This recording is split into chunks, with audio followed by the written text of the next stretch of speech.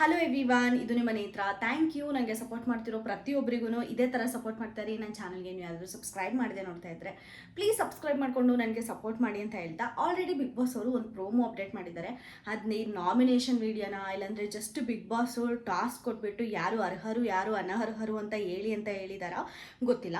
But ನನಗನ್ಸೋ ಪ್ರಕಾರ ಇದು ನಾಮಿನೇಷನ್ನೇ ಆಗಿರುತ್ತೆ ಅಂತ ಅನ್ನಿಸ್ತಾ ಇದೆ. ಯಾಕಂದರೆ ಇಬ್ಬರು ಕಂಟೆಸ್ಟೆಂಟ್ನ ಕರೀತಾರೆ ಬಿಗ್ ಬಾಸ್. ಸಪೋಸ್ ನೀವು ಪ್ರೋಮೋಲ್ ನೋಡಿದ್ರೆ ಕ್ಲಿಯರ್ ಆಗಿ ತ್ರಿವಿಕ್ರಮು ಮತ್ತು ಮಂಜು ಅವ್ರು ಬಂದು ನಿಂತ್ಕೊತಾರೆ, ಮತ್ತು ಭವ್ಯಗೌಡ ಅವರು ಐಶ್ವರ್ಯ ಅವರು ಬಂದು ನಿಂತ್ಕೋತಾರೆ. ಸೊ ಈ ಟಾಸ್ಕ್ ಏನಪ್ಪ ಅಂದರೆ ತ್ರಿವಿಕ್ರಮು ಮಂಜು ಅವ್ರಿಗಿಂತೂ ಬೆಸ್ಟ್ ಏನಕ್ಕೆ ಅಂತ ಹೇಳ್ಬೇಕಾಗುತ್ತೆ, ಮಂಜು ಅವರು ತ್ರಿವಿಕ್ರಮ್ಗಿಂತೂ ಯಾಕೆ ಅವರು ಬೆಸ್ಟು ಅಂತ ಹೇಳ್ಬೇಕಾಗುತ್ತೆ. ಸೊ ಹಂಗೆ ಯಾರು ಆ ಮನೇಲಿರೋಕ್ಕೆ ಅರ್ಹರು ಅನರ್ಹರು ಅಂತ ತಿಳಿಸ್ಬೇಕಾಗುತ್ತೆ. ಸೊ ಇದೆಲ್ಲ ವಾದ ಆದಮೇಲೆ ಹೌಸ್ಮೇಟ್ಸ್ ಡಿಸೈಡ್ ಮಾಡ್ತಾರೆ ಯಾರಿಗಿಂತ ಯಾರು ಬೆಸ್ಟು, ಮತ್ತು ಅವ್ರ ಪಾಯಿಂಟ್ಸ್ ಇದ್ದಿದ್ದು ವ್ಯಾಲಿಡಾ ಇನ್ವ್ಯಾಲಿಡಾ ಅಂತ ಅವರು ಕೂಡ ಕ್ವಶನ್ಸ್ ಮಾಡಬೇಕಾಗುತ್ತೆ. ಆ ಥರ ಯಾರು ಫೈನಲಿ ಹೌಸ್ಮೇಟ್ಸು ಇರೋಕ್ಕೆ ಅರ್ಹರು ಅಂತ ಅನ್ಕೋತಾರೋ ಆ ಅರ್ಹರು ಹೋಗ್ಬಿಟ್ಟು ಅನರ್ಹರ ಮೇಲೆ ಪೇಂಟ್ ಹಾಕ್ತಾರೆ, ಬ್ಲ್ಯಾಕ್ ಕಲರ್ ಪೇಂಟ್ ಹಾಕ್ಬಿಟ್ಟು ಮೋಸ್ಟ್ಲಿ ಅವ್ರು ನಾಮಿನೇಟ್ ಆಗ್ತಾರೆ ಅನ್ನೋದು ನನಗೆ ಡೌಟು ಇದೆ, ನಾಮಿನೇಷನ್ ಇರ್ಬೋದಾ ಅಂತ. ಸೊ ಇದು ಒಂದು ಚಟುವಟಿಕೆ. ಇದರಲ್ಲಿ ನಮಗೆ ಪ್ರೋಮೋಲ್ ತೋರಿಸಿದಾಗ ಚೈತ್ರ ಕುಂದಾಪುರ ಮತ್ತು ಅನುಷಾ ಅವರು ನಿಂತ್ಕೊಂಡಿರ್ತಾರೆ.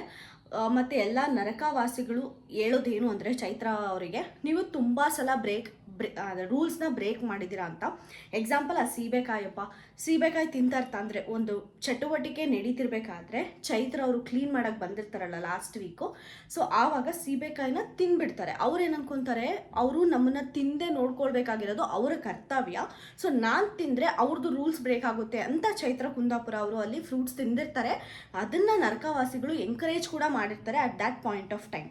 But Sudeep sir Saturday episode ಬಂದು ಕ್ಲಾರಿಟಿ ಕೊಟ್ಟಾಗ ರೂಲ್ಸ್ ಆ್ಯಂಡ್ ರೆಗ್ಯುಲೇಷನ್ಸ್ ಮೇಲೆ ಈಗ ಅರ್ಥ ಮಾಡಿಕೊಂಡು ಚೈತ್ರ ಅವ್ರು ಮಾಡಿರೋದು ರಾಂಗು ಅಂತ ಮನೆಯವರೆಲ್ಲ ಮಾತಾಡ್ತಾ ಇದ್ದಾರೆ.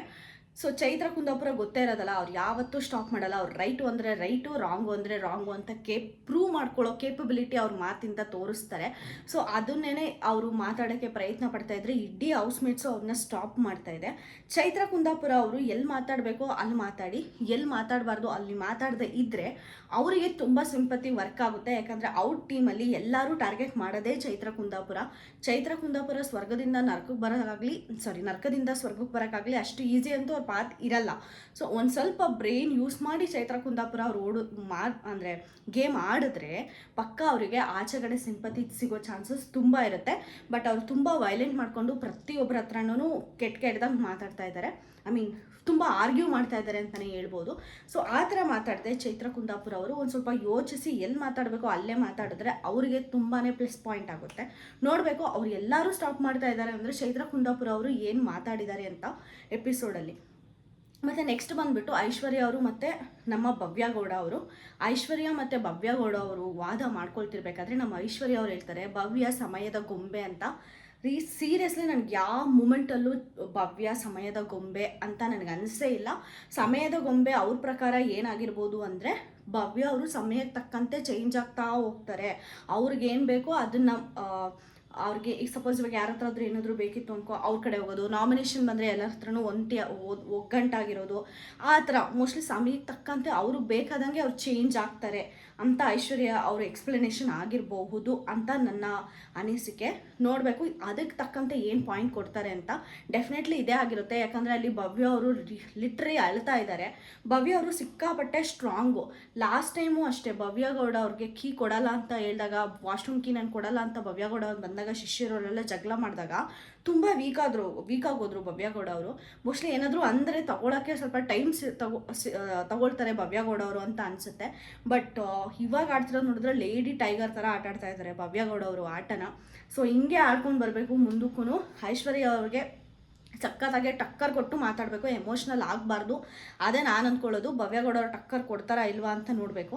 ಅಷ್ಟೇ ಅಲ್ಲದೆ ಮಂಜು ಅವ್ರು ಕೂಡ ಅಂತಾರೆ, ನೀವು ಈ ಥರ ಎಮೋಷನಲ್ ಆಗಿರೋದು ಬಿಗ್ ಬಾಸಲ್ಲಿ ಜಸ್ಟು ಅದಕ್ಕೆ ನಿನ್ನ ಗೇಮ್ ಪ್ಲೇನಾ ಇಲ್ಲಾಂದರೆ ನೀನು ಇರೋದೇ ಈಗ ಅಂತ ಭವ್ಯಗೌಡ ಅವರಿಗೆ ಪ್ರಶ್ನೆ ಮಾಡ್ದಂಗಿದೆ.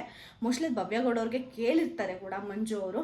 ಅದಕ್ಕೂ ಕೂಡ ಭವ್ಯ ಅವರು ತುಂಬ ಎಮೋಷನ್ ಆಗಿ ನಮಗೆ ಕಾಣಿಸ್ಕೊಂಡಿದ್ದು ಗೊತ್ತಾಗ್ತಾ ಇದೆ. ನೋಡಬೇಕು. ಇಷ್ಟು ಪ್ರೋಮೋಲಿ ಡೀಟೇಲ್ಸ್ ಆಗಿತ್ತು. ಜಾಸ್ತಿ ಭವ್ಯ ಅವ್ರ ಬಗ್ಗೆ ಡಿಸ್ಕಷನ್ ಬಂದಿದೆ ಮತ್ತು ನಮ್ಮ ಚೈತ್ರ ಕುಂದಾಪುರ ಅವ್ರ ಮೇಲೆ ಡಿಸ್ಕಷನ್ ಬಂದಿದೆ. ನನಗನ್ಸೋ ಪ್ರಕಾರ ಇದು ನಾಮಿನೇಷನ್ನೇ ಆಗಿರಬಹುದು. ಮತ್ತು ಜಗ್ಗು ಮಾಮೂಲ್ಗಂತೂ ಇಲ್ಲೂ ಜಾಗ ಇಲ್ಲ ಎಲ್ಲ ಮಸಿ ಬೆಳೆದ್ಬಿಟ್ಟಿದ್ದಾರೆ ಎಲ್ಲರೂ. ಯಾಕಂದರೆ ಅವ್ರು ಅಷ್ಟೇ ರೂಲ್ಸ್ ಬ್ರೇಕ್ ಮಾಡಿದ್ದಾರೆ. ಅವ್ರು ಬಿಟ್ಟರೆ ಇನ್ನು ಹೌಸಲ್ಲಿ ಜಾಸ್ತಿ ಜನಕ್ಕೆ ಹೈಲೈಟ್ ಆಗೋವಂಥ ಪಾಯಿಂಟ್ಸು ತುಂಬ ಕಡಿಮೆ ಇದೆ. ಸೊ ಜಗ್ಗು ಮಾಮ ಕೂಡ ಈ ಸಲ ನಾಮಿನೇಷನಲ್ಲಿರೋದಂತೂ ಫಿಕ್ಸು. ಇಷ್ಟು ನನ್ನ ರಿವ್ಯೂ ಆಗಿತ್ತು. ನಿಮಗೆ ನನ್ನ ರಿವ್ಯೂ ಹೆಂಗೆ ಅನ್ನಿಸ್ತು ಅಂತ ನನಗೆ ಕಮೆಂಟ್ ಸೆಕ್ಷನಲ್ಲಿ ತಿಳಿಸಿ. ನಿಮಗೆ ಈ ವಿಡಿಯೋ ಇಷ್ಟ ಆದರೆ ಪ್ಲೀಸ್ ಲೈಕ್ ಮಾಡಿ, ಶೇರ್ ಮಾಡಿ, ಸಬ್ಸ್ಕ್ರೈಬ್ ಮಾಡ್ಕೊಳ್ಳಿ ಅಂತ ಹೇಳ್ತಾ ನಾನು ಈ ವಿಡಿಯೋನ ಮುಗಿಸ್ತಾ ಇದ್ದೀನಿ. ನೆಕ್ಸ್ಟ್ ವಿಡಿಯೋಲಿ ಸಿಗೋಣ ಎಪಿಸೋಡ್ ರಿವ್ಯೂ ಮೂಲಕ. ಬಾಯ್.